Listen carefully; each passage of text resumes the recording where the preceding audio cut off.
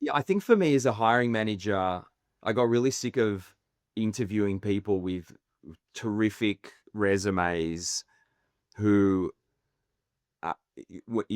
couldn't stand up to the scrutiny of the practical aspects of the job. So when we put them in scenarios that they would face, it just there wasn't a great ability to kind of apply those skills in a different setting. And it's just this massive dislocation between, I look good on paper on the one hand and I can do tasks really well on the other. And there's a reason for that. I mean, the resume is essentially like a career chronology, chronological kind of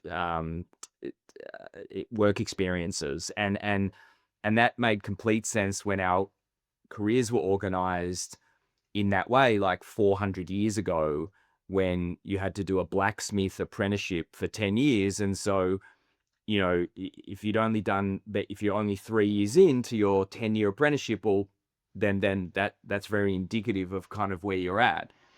But today, as we discussed earlier, you can have someone who has less experience, or didn't necessarily go to the school that maybe you'd expect because they don't come from a fortunate background, or maybe they don't work at Google or whatever, but actually they're perfect for your company and they're smart and hardworking. And so the kind of the way that we articulate our ability to contribute to a company, uh, it doesn't really make sense in this older format.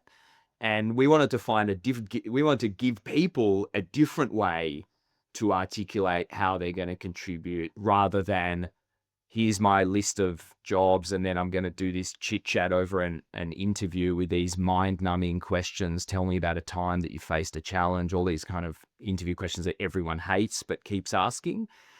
And so what inspired us was the movie industry, the kind of audition concept of, well, just audition for the role. And we invented the job trial, basically, or that's what we tried to build.